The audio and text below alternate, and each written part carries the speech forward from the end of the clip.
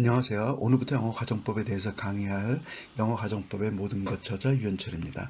영어 가정법은 은근히 어렵고 복잡하며 헷갈릴 수 있습니다.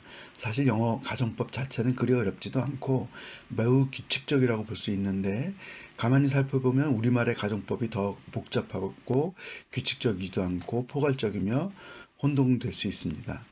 그래서 영어 가정법을 배우다 보면 한국어의 가정법을 더 명확하게 정리하게 될지도 모릅니다. 영어 가정법이 어려운 이유는 크게 세 가지로 볼 수 있습니다. 첫째, 영어의 시제와 우리말의 시제가 많은 부분 다릅니다. 서로 다르게 사용되기 때문에 혼돈스럽고 명확하게 구분짓기 어렵습니다. 그리고 완료형의 경우는 우리말에 아예 존재하지 않습니다. 존재하지 않는 시제의 개념을 이해하기가 만만치 않죠. 둘째, 의외로 종류가 다양합니다.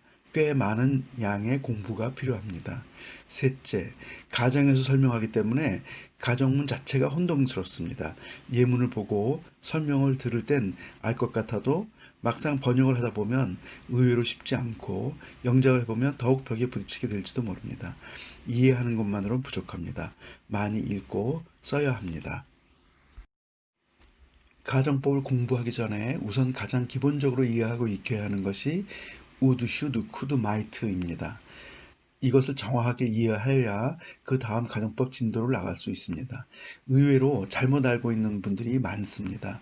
이 조동사를 정확하게 이해하지 못하면 가정법은 앞으로 조금도 나가지 못합니다. 다음으로 이것을 이해한 다음에 꼭 알아야 할 부분이 바로 우리말과 다른 시제 부분입니다.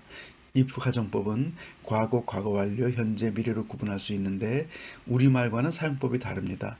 마지막으로 if문이 아닌 위시 등과 같은 다른 종류의 가정법입니다.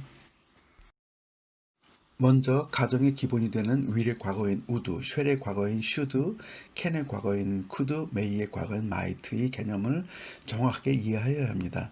이 말들은 엄연히 과거입니다. 현재에서 사용할 때가 있는 것은 마치 과거처럼 말함으로써 간접적인 표현이 되고 부드러운 표현을 하고 싶어서입니다.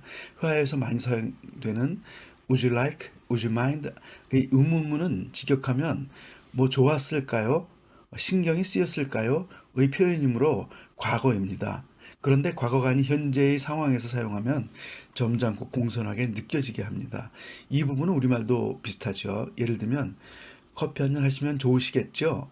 마치 과거처럼 말하지만 사실은 현재의 의미죠. 공손해지죠. 말 그대로 보면 했다의 표현은 과거입니다.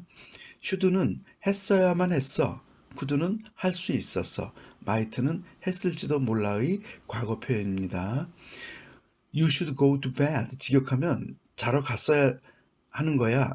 이 뜻이 되죠. 현재 상황에서 사용하면 갔어야 하지만 이왕 가지 않았으니 안 가도 된다. 그런 의미가 아니죠. 지금이라도 가라는 뜻을 이렇게 부드럽게 표현이 되는 겁니다. 우리말도 비슷합니다. 그러므로 should는 명령이 아닙니다. 부드러운 권유, 제안에 가까운 부드러운 명령입니다. 이해하기 좋게 비슷한 문장으로 비교해서 볼까요? I will marry you. 난 당신과 결혼할 거야. I would marry you. 난 당신과 결혼했을 거야. I shall marry you. 난 당신과 결혼해야만 해. I should marry you. 난 당신과 결혼했어야 했어. I can marry you. 난 당신과 결혼할 수 있어. I could marry you. 난 당신과 결혼할 수 있었어. I may marry you. 난 당신과 결혼할지도 몰라. I might marry you. 난 당신과 결혼했을지도 몰라. 이렇게 미래와 과거가 됩니다. 엄밀히 말하면 과거의 미래가 되는 거죠. if된 형의 가정은 시제가 매우 중요합니다. 다음과 같이 네 가지 형태의 시제가 있습니다. 가정법 과거, 가정법 과거 완료, 가정법 현재, 가정법 미래. 그런데 엄밀히 말하면 가정법 과거와 가정법 과거 완료는 사실상 같은 과거의 시제일 뿐입니다. 시제는 같지만 과거 완료는 과거의 형태가 지속되고 있을 때 사용합니다. 그러므로 과거의 어떤 상태를 의미한다고 보면 됩니다. 대거가 그런 말은 완전히 잘못된 표현입니다. if문 다음에 오는 종속절은 if의 행위가 먼저 발생한 다음에 결과가 되는 것이죠. 그러니까 만일 대과거라면 종속절이 보다 항상 if문은 앞선 과거가 되기 때문에 무조건 과거 완료를 사용해야 됩니다. 벌써 말이 안 되죠. 종속절이 과거 완료면 조건문인 if문도 과거 완료가 오는 경우가 훨씬 더 많이 있습니다. 오히려 if문이 앞선 과거임에도 불구하고 단순 과거로 표현되고 그 결과의 문장이 과거 완료가 되는 경우가 더 많습니다. 그러므로 수학의 공식처럼 무조건 규칙이 있는 것이 아니라 내용이 어떤 지속된 상태라면 과거 완료로 표현하고 아니면 그냥 단순 과거를 사용하면 됩니다. 결국 가정법 과거와 가정법 과거 완료는 같은 시제라고 볼 수 있는 것입니다. 다만 여기서는 가정법 과거 완료에 대한 이해를 돕기 위해 별도로 구분한 것입니다. 가정법 과거는 과거의 지난 일들에 대해 가정을 해보는 것입니다. 당연히 과거의 어떤 사실을 가정해 본다면 그 결과가 현재에 영향을 끼치는 바라는 마음에서 하는 것이겠죠. 예를 들어 그 명품 가방이 세일인 줄 알았다면 그러면 샀다는 뜻이 되고 그 결과는 지금 갖고 있다는 희망을 말하는 것입니다. 그래서 가정법 과거가 현재 사실의 반대라고 말하는 문법책도 있습니다. 그렇지만 그렇게 와닿진 않죠. 가정은 과거지만 그 결과는 현재로 나타나는 것은 맞지만 그 명품 가방이 완전히 지금까지 있으리란 보장은 사실상 없는 거죠. 예를 들어서 그 가방이 세일한 줄 알았다면 샀을 거야. 그래봤자 어제 도둑이 들었을 때 그것도 가져갔을지도 모르지 라고 하는 것처럼 완벽하게 현재까지 유지되는 것은 아닙니다. 그냥 현재의 희망사항을 얘기하는 것이죠. 가정법 과거 완료는 위에서 설명한 바와 같이 가정법 과거와 같은 개념이고 다만 상태가 유지되는 것을 설명할 뿐입니다. 위에 예문으로 설명하면 그 명품 가방이 세일인 줄 알았으면 내가 그 가방을 산 상태였을 거야. 그러니까 지금까지 갖고 있는 상태가 보다 명확하게 설명이 되죠. 적어도 도둑이 들어서 지금은 없을 수도 있다는 상태는 명확하게 아님을 알 수 있습니다. 즉 과거로 가정할 때 지금까지 그 결과가 유지되고 있다는 것을 표현하고 싶다면 과거 완료로 해야 합니다. 대개는 조건절의 상태가 유지되고 그 결과의 상태에도 같이 유지되는 상태가 의미상 균형도 많고 그런 식의 표현이 많습니다. 대부분 조건문과 결과문을 같은 과거 완료로 표현해도 틀리지 않다고 볼 수 있습니다. 꼭 그런 건 아니지만 수학 규칙처럼 사용하면 안 됩니다. 표현하고 싶은 내용을 보고 사용하여야 하며 번역을 할 때도 그 의미를 살펴서 쓴 사람의 의도에 맞게 번역해야 할 것입니다. 가정법 현재는 표현은 현재형이지만 결과는 미래일 수밖에 없습니다. 현재 어떤 사건이나 상황이 벌어진다면 그 결과는 미래에 나타나겠죠. 그래서 영어에서는 가정법뿐만 아니라 어떤 종류의 조건문이라도 그 내용이 미래이면 현재형으로 표현합니다. 이 부분은 우리말과 비슷하죠.